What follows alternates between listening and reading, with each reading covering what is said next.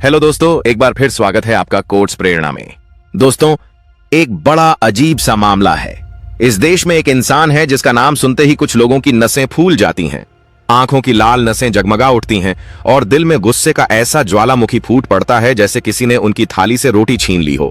जी हाँ, मैं बात कर रहा हूं उस इंसान की, डॉक्टर भीमराव रामजी अंबेडकर की।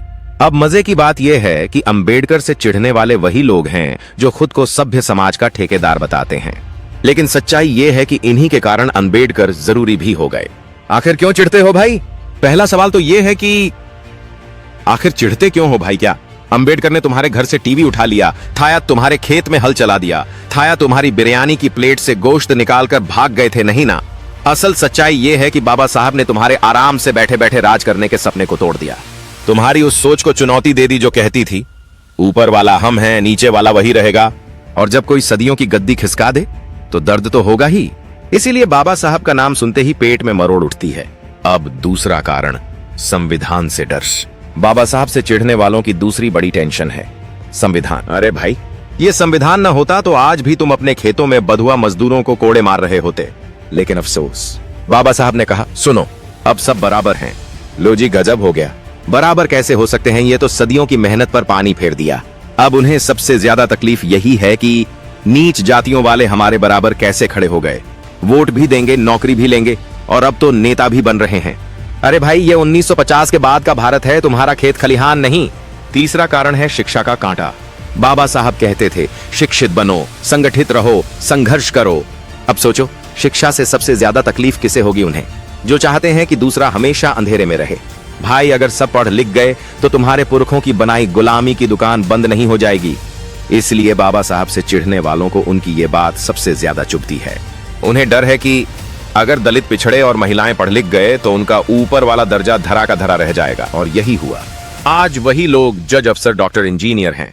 इसलिए बाबा साहब को गाली देने से पहले सोच लो, गाली देने का जो पढ़ना लिखना सीखा है वो भी बाबा साहब की वजह से ही संभव हुआ।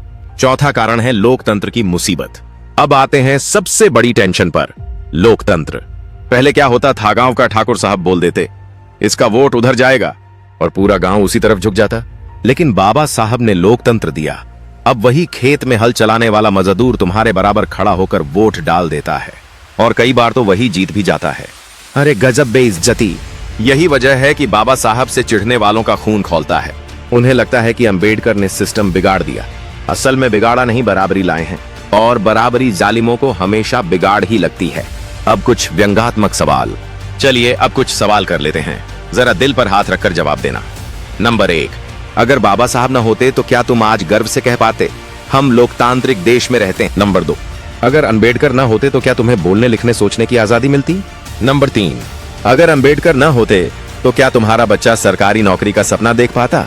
नहीं ना। तो फिर अंबेडकर से चिढ़ने का असली मतलब यह है कि तुम्हें बराबरी से चिढ़ है। तुम्हें उस इंसान से नफरत है जिसने तुम्हारे ऊपर वाले टैग को तोड़ दिया। अब देखते हैं बाबा साहब का करारा जवाब। बाबा साहब ने कहा था, मैं ऐसे धर्म को मान्यता नहीं दूंगा जो इंसान को इंसान न समझे।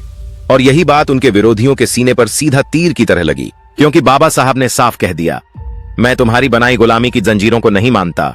सोचो, सदियों से जकड़े हुए लोग जब उठकर खड़े हो गए तो गुलाम बनाने वालों की हालत क्या हुई होगी? बिल्कुल वैसी जैसी आज बाबा साहब का नाम सुनकर होती है। चेहरा लाल, आंखों से आग और जुबान पर जहर। दोस्तों, अंबेडकर से चिढ़ने वालों को एक ही सलाह है, चिढ़ते रहो, सड़ते रहो, लेकिन सच्चाई नहीं बदलेगी। आज भारत जिस लोकतंत्र पर खड़ा है, जिस संविधान पर गर्व करता है, जिस आजादी का मजा ले रहा है, वो सब बाबा साहब की ही देन है। तुम चाहो या न चाहो, इतिहास में अंबेडकर का नाम सुनहरे अक्षरों में रहेगा और तुम्हारा नाम बस फुटनोट में। वे लोग जो अंबेडकर से चिढ़ते थे। तो दोस्तों, वीडियो कैसी लगी कमेंट में बताएं। वीडियो को भेजे उसके पास जिसे इसकी जरूरत है। धन्यवाद।